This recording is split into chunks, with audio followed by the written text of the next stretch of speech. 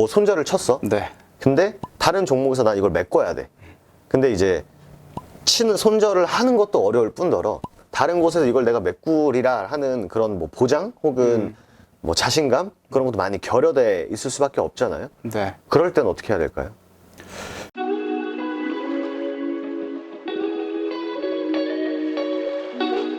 그렇다고 해서 매매를 쉬면은 안 된다고 생각해요. 저는.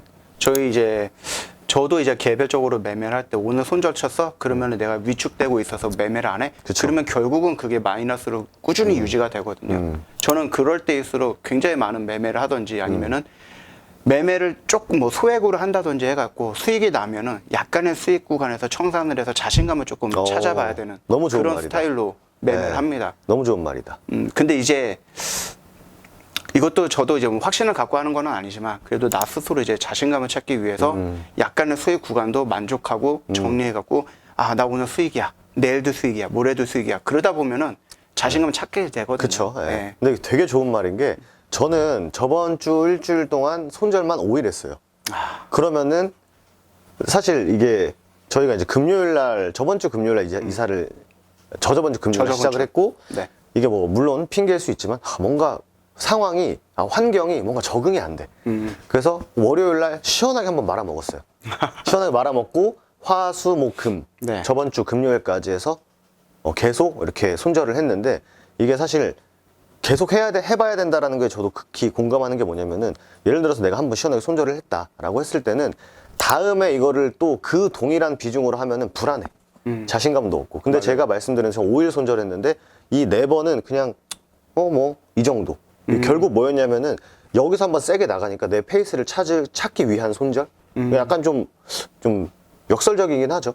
돈을 벌려고 하는데 일부러는 아니지만 손절을 치고 있다라는 게. 이거 다시 페이스를 찾기 위함인 것처럼 손절을 치고 어떤 걸 했을 때 한 번 결과가 안 좋다 해가지고 그걸 멈추거나 뭔가 또 이렇게 되는 것보다는 꾸준히 내가 알고 있는 내가 수익을 낼 수 있는 구조를 통해서 계속적으로 반복적인 게 필요하다. 네. 근데 이게 사실 심적으로는 쉽지 않아요. 그렇죠. 예. 근데 그걸 또 극복해야만 또 되는 거고. 그렇죠. 그래서 뭐 지금 현재 사실 요즘에는 계좌가 힘들다라는 분들을 많이 못 만나긴 했어요. 아, 맞습니다. 1월, 2월 달이 장이 좀 좋다 네. 보니까 근데 또 언제 꺾일지 모르거든요. 이제 그럴 때를 대비해서 내가 갖고 있는데 내가 봐도 이건 안 올라갈 것 같아. 그런 종목도 있을 거란 말이죠. 마이너스 되어 있는 종목 중에 그런 종목들에서 일부 그래 한번 좀 빼보자 해서 그 시들을 굉장히 소중하게 반복적인 작업을 통해서 내가 알고 있는 구조를 통해서 계속적인 노력을 해 나가면 뭐 사실 주식이 한 번에 모든 걸 바꿔주진 않는 것 같아요. 그렇죠. 예. 그래서 그런 심리가 되려 독이 될 수 있기 때문에 그냥 차근차근 뭐 잊어야죠 뭐 잊고 차근차근 나아가는 그런 또 전략이 유일한 답이지 않을까라고 생각합니다. 네, 저도 한 20년 됐거든요, 주식한 지. 근데 이제 초반에는 저도 막 그런 거 있잖아요. 손절 쳤어? 그러면 이거 몰빵 들어가서 이거 맞아. 수익 요만큼은 나도 본전이야. 이런 마인드가 있었는데 결국은 그거는 틀린 방법이더라고요. 잘못된 방법이에요. 예, 잘못된 방법이죠. 그래서 결국 이제 뭐 10년, 20년 동안 쭉 하면서 느낀 것들이 결국은 이제 한번 크게 손절이 나왔다라고 하면은 거기서 이제 내 감정을 어떻게 컨트롤하느냐 그게 정말로 중요하더라고요. 맞아요. 쉬는 것도 방법이고. 맞습니다. 네, 저도 그냥 일부러 안 해볼 때도 있고. 그런데 맞는 말인 것 같아요. 그러니까 계속 뭘 자꾸 해라라는 것보다는 그냥 그 페이스를 찾는 게 굉장히 중요하고. 맞습니다. 어쨌든 심적으로 지고 들어가면은 질 수밖에 없거든요, 사실. 네.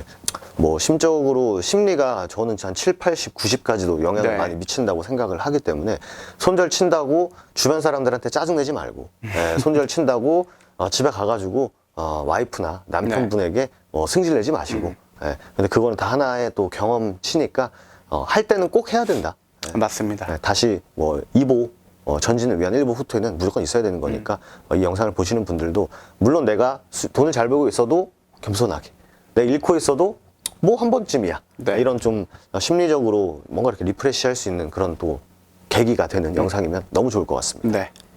최근에 장이 어느 정도 좀 올라왔는데도 불구하고 뭔가 이 장에 대한 수혜를 못 받으시는 분들이 왕왕 있습니다. 있습니다. 네. 그래서 그런 분들을 위해서 네네. 뭐 도움이 될 수 있다면 도움도 되고 아니면 이렇게 또 위로도 한번 해드릴 수 있는 그런 시간을 저희가 마련을 했습니다. 일단 뭐 아무래도 작년 말까지 증시가 많이 힘들었죠. 특히. 많이 힘들었죠. 예. 예. 특히 12월까지 거의 클라이막스를 예, 찍어줬죠. 마지막까지. 그러면은 어쨌든 1월은 올라왔다. 장이 올라왔다 하더라도 아직 내가 뭐 약간 좀 흐름에 뒤떨어진 혹은 흐름이 끝난 그런 종목들을 내가 계좌에 가지고 있다라고 하시는 분들에게 어떻게 하는 게 가장 좋을지 예전에 그 무엇이든 물어보세요의 그 왕종근 선생님처럼 제가 네네. 한번 질문 한번 드려보겠습니다. 일단 뭐 지수가 반등은 좀 나와주고 있는데 그 반등을 이끄는 섹터가 좀 한정되어 있는 맞아요. 1월 달이었습니다. 예, 그러나 뭐 섹터는 계속해서 좀 순환이 되고 있거든요. 그렇기 때문에 혹시라도 내가 갖고 있는 게 너무나도 외면받는 섹터가 만약에 아니다라고 하면은 저는 지금 시장에서는 굳이 뭐 도망갈 필요는 없다라고 좀 보고 있고 조금만 더 기다려 보면 그래서 조만간 이제 섹터가 순환이 되면서 내 차례가 오면은 그때 한번 좀 시원하게 반등이 나와주지 않을까라고 보고 있습니다. 아무래도 2022년보다 2023년은 시장이 좀 더 안정적이거나 더 좋아질 거라는 의견이 더 지배적이잖아요. 그쵸. 예, 저도 그렇게 생각을 하고 있기 때문에 너무 실망하지 마시고 예, 그리고 포기하지 않는 게 제일 중요할 것 같아요. 저번에도 한번 말씀을 드렸던 것 같은데. 중꺾마. 그렇지요. 예. 중요한 건 이제 꺾이지 않는 마음이라고. 마음이다. 예. 네. 근데 이제 뭐 좋은 말씀 해주셨는데 이제 확실히 시장에서 네. 테마를 타고 움직였다가 끝난 친구들 있잖아요. 네네. 뭐 너무나 대표적인 거는 뭐 코로나 진단 키트 이런 친구들. 그렇죠. 예, 우리가 다시 한번 그와 같은 열정적으로 이제 코로나에 뭐 진단을 하고 우리가 탈피하려고 노력할 가능성이 크지 않죠. 솔직히 크지는 않죠. 예. 그래서 그런 종목들은 사실 뭔가 기다린다고 해서 뭐 이렇게 답이 뭐 좀 이렇게 나올까 싶은 그런 테마들도 있습니다. 근데 네네. 그런 테마들은 사실 무작정 기다리기에는 조금 좀 어려운 부분이 있는데 아마 이제 말씀해 주셨던 거는 아무래도 시장에서 반도체, 그렇죠. 바이오, 뭐 네. 자동차 이런 친구들이 많이 이렇게 고개를 숙이고 있었는데 이제 그 친구들이 다시 한번 순환매가 돈다면 충분히 적당한 기다림을 통해서 뭐 대응을 할 수 있는 상황이 만들어진다라는 물론 이제 뭐 재작년이죠. 재작년처럼 막 그렇게 미친 듯이 올라가거나 그러지는 못하겠죠. 그럼에도 불구하고 충분히 어느 정도까지 내가 대응할 수 있는 영역 구간까지는 올 수 있을 거다라고 보고 있거든요. 거기 안에서 내가 욕심을 조금만 더 줄이고 조금 대응을 조금 한다라고 하면은 충분히 올해 안으로는 나쁘진 않은 결과가 나올 수 있을 것 같다. 그러면은 내가 코로나 관련주를 가지고 있어. 네. 근데 마이너스가 심해. 근데 난 투자금이 다 묶여 있어. 네. 근데 장은 좋대. 네. 내 눈에도 올라가는 게 보여. 그러면 어떻게 해야 되는지 방법론적인 부분. 뭐 예를 들어서 내가 투자금이 3천만 원이야. 네. 근데 3천만 원이 다 예를 들어 극단적으로 코로나에 다 들어가 있어. 근데 백날 누가 봐도 안 올라갈 것 같아. 그럼 어떻게 하는지 이사님 같은 경우에는 어떻게 하는 게 좋을지 그런 부분에 대해서 한번. 만약에 내가 좀 그 투자금이 다 그쪽에 들어가 있는 게 아니다라고 했을 때 첫 번째 케이스. 네, 첫 번째 케이스는 다른 매매를 하겠죠. 지금 시장에 올라오는 것. 그쵸. 거기서 내가 수익이 나면 코로나는 조금씩 정리해 나가는 관점으로. 어차피 지금 뭐 꼭대기에서 지금까지 떨어졌다라고 하면은 쉽게 말하면 이제 반토막 정도까지는 나올 수 있는 네. 수준이거든요. 맞아요. 그렇기 때문에 이거를 진짜 말 그대로 이제 메르스 이후로 코로나가 왔으면 메르스. 코로나 이후로 와, 또 메르스, 뭐가 올지 모르는 예. 부분이거든요. 맞습니다. 그리고 이제 뭐 예전에 빌 게이츠가 얘기를 하긴 했는데 뭐 3년 주기로 뭔가가 온다. 막 이런 얘기도 있었어요. 그래서 우리가 3년 동안 기다리기는 조금 어려울 것 같고. 그렇죠. 안 올 수도 있으니까. 그렇죠. 예. 그래서 일단은 내가 매매할 수 있는 부분이 있다라고 하면은 최대한 신중하게 매매해서 수익이 나면 그 수익의 일부라도 조금 정리한다. 이런 것들이 이제 1번 케이스인 거고 만약에 2번 케이스다. 아무것도 뭐 여지가 없다. 네. 예. 그냥 들어가 있다. 예.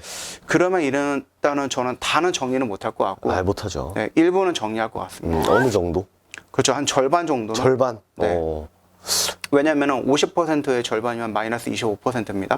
마이너스 25%를 이제 수익으로 전환시키기 위해서 플러스 50%가 만들어져야 되죠. 그쵸. 단순하게 맞아요. 따지면은 플러스 50% 시장이 혹시 반등이 나와주거나 좀 받쳐준다라고 하면은 그렇게 막 어려운 수치는 아니라고 생각해요. 1년 동안 우리가 본다고 했을 때. 그쵸. 그 50%를 내가 한 달 내에 채우겠다. 2달 내에 채우겠다. 그거는 욕심이고. 그건 너무 욕심이지. 내가 이제 1년이라는 시간을 투자한다면 충분히 가능할 수 있는 수치다라고 좀 보고 있고 그 1년이라는 시간 동안에 바이오들 늘 이제 기대를 먹고 살잖아요. 그렇죠. 그럼 회사가 주가가 이렇게 밀렸으면은 그들도 네. 뭔가를 할 거란 말이에요. 그러면 이제 뭐 기술 이전이라든지 뭘 하겠다든지 찌라시를 이제 조금씩 내비치면은 그 바닥에 있는 종목도 조금씩 올라올 거다라는 그쵸. 거죠. 예. 근데 되게 좋은 말씀을 해주셨는데 많은 사람들이 내가 예를 들어서 한 종목을 마이너스 30%짜리 종목을 가지고 있어.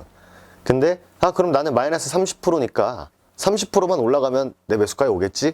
라는 단단한 착각을 하시거든요. 그렇죠. 예, 근데 한 50% 밀린 종목이 본전 올라면은 한 7, 80은 가져야 됩니다. 맞아요. 예, 그렇기 때문에 선택의 문제지만 저는 뭐 말씀해 주신 게 너무나 좋은 답변인 것 같아요. 내가 마이너스 30%, 50% 되어 있는 종목이 50%, 70% 올라가서 본전에 오는 걸 기다릴 바에는 그렇죠. 다른 걸로 마이너스 30분을 플러스 30으로 채우는 게 훨씬 더 빠르거든요. 사실. 맞습니다. 근데 이게 여기서 또 문제가 뭐냐면은 쉽지가 않다라는 거죠.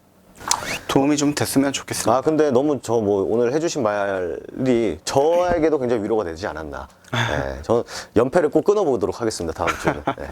어쨌든 오늘도 또 좋은 얘기 해주셔서 감사드리고 저희는 또 다음 주에 인사드리도록 하겠습니다. 감사합니다.